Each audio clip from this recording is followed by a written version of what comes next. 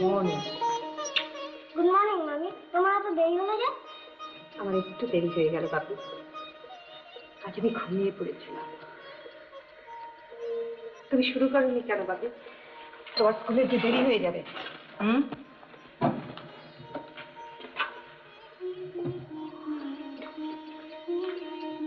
মামি, বাপি কবে আসবে? বাপি কাজ শেষ হলেই আসবে। কেন বলো তো? আমার জন্মদিনের কার্ড এখনো ছাপা হয়নি।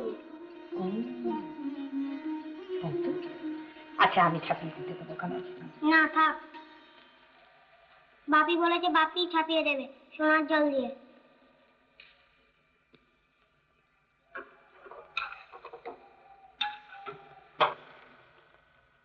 ওরকম বেশি জামা কাপড় পরে মামা, তুমি বারণ করতে পারো না?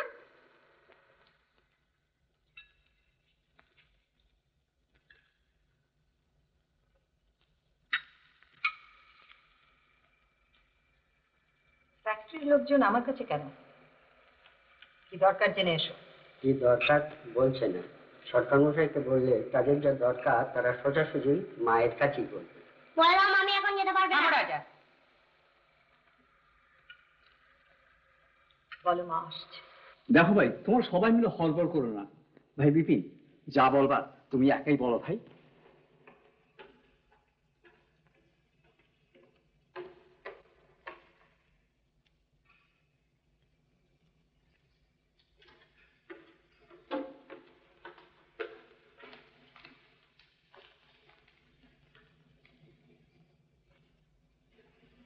বলুন কি ব্যাপার? মা, আমরা আপনার অ্যালুমিনিয়াম ফ্যাক্টরির ছাঁটাই মজুর। আমাদের 25 জনের চাকরি চলে গেছে। কিন্তু আমি এ ব্যাপারে কি করতে পারি? আপনি একটু দয়া করলে আমাদের একটা গতি হয়ে যায়। সাহেবকে বলে আমাদের একটু চাকরির ব্যবস্থা করে দিন। তার তো অনেক ব্যবসা, তার মধ্যে যে কোনো ডিপার্টমেন্টে, নইলে ছেলে পুলে নিয়ে আমাদের সুখী মরতে হবে না। আপনাদের তো ইউনিয়ন আছে। ইউনিয়নের এক্ষেত্রে কিছু বলবার নেই মা, আমরা সব আনস্কিল টেম্পোরারি হ্যান্ডস। বিদেশে মাল যাবার সময় সাহেব আমাদের টেম্পোরারি হিসেবে অ্যাপয়েন্ট করেছিলেন। তাতে করে কোম্পানি বেশ কয়েক লক্ষ টাকা লাভ করে, আর আমরা ছেলে পুলে নিয়ে না খেয়ে মরবো মা। কিন্তু সাহেব তো আইনত কিছু অন্যায় করেননি। আগে না, আইনত কিছু অন্যায় হয়নি, তবে আমরা তো আপনার কাছে আইনের বিচার নিয়ে আসিনি মা। ছেলের খিদে পেলে সে তো মায়ের কাছে সে কাঁদে, তাই আমরা এসেছি আপনার কাছে।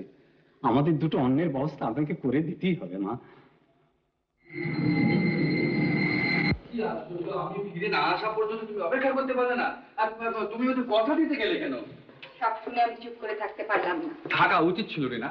আর তুমি কি এটুকু বুঝতে পারলে না যে এতে আমার কতখানি ক্ষতি হতে পারে? এই কথাটা সত্যি আমি বুঝতে পারিনি। কি জানো, ওরা যখন ওদের কথা বলছিল তখন আমার কেবলই তোমার সুইমিং পুলের কথা মনে হচ্ছিল। কত টাকা খরচ করছো তুমি জানো। ওদের বাঁচার সমস্যাটা রাজার সাঁতার শেখার ইচ্ছে থেকে আমি কিছু ছোট করে দেখতে পারলাম না। ওহো Rina, I have told you times without number যে এই সমস্ত পেটি সেন্টিমেন্টের আজকের দিনে কোনো ভ্যালু নেই, কোনো মূল্য নেই। আর তুমি কেনা কতগুলো নাকি কান্না। ব্যাপারটা কি করলে বলুন তো কিনি? And it was A test case. আমাকে হয়তো ইন নিয়ার ফিউচার একটা ব্রাঞ্চ অফিস বন্ধ করে দিতে হতে পারে। আমি এর থেকেই বুঝতে পারতাম যে তার এফেক্টটা কি দাঁড়াতে পারে। আর তুমি কিছু না জেনে না বুঝে আমার সমস্ত প্ল্যান তুমি আপসেট করে দিলে।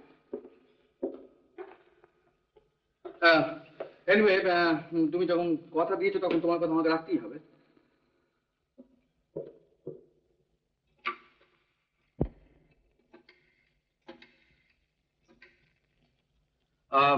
লাহেরি, শোনো, ওই যে 25টি লোকের উপরে ছাঁটাইয়ের নোটিশ দেওয়া হয়েছিল ওটা উইথড্র করে নিও।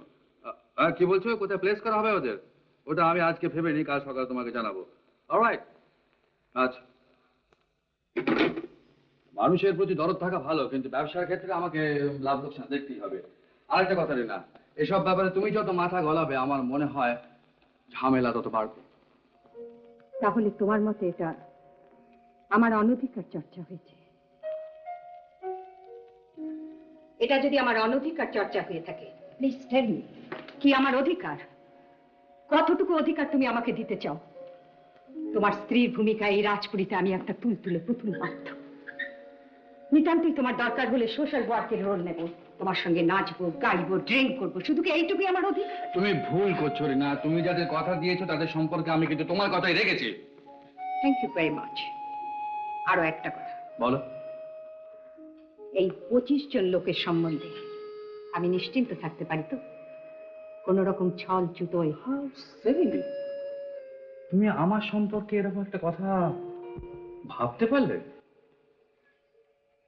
তোমার সম্পর্কে এই কথাটা ভাবা আমার কাছে যে কতখানি দুঃখের, তা যদি তুমি এতটুকু বুঝতে। বাবা, তোমার কত বন্ধু গো। বন্ধু না হাসি, একসঙ্গে পড়ি।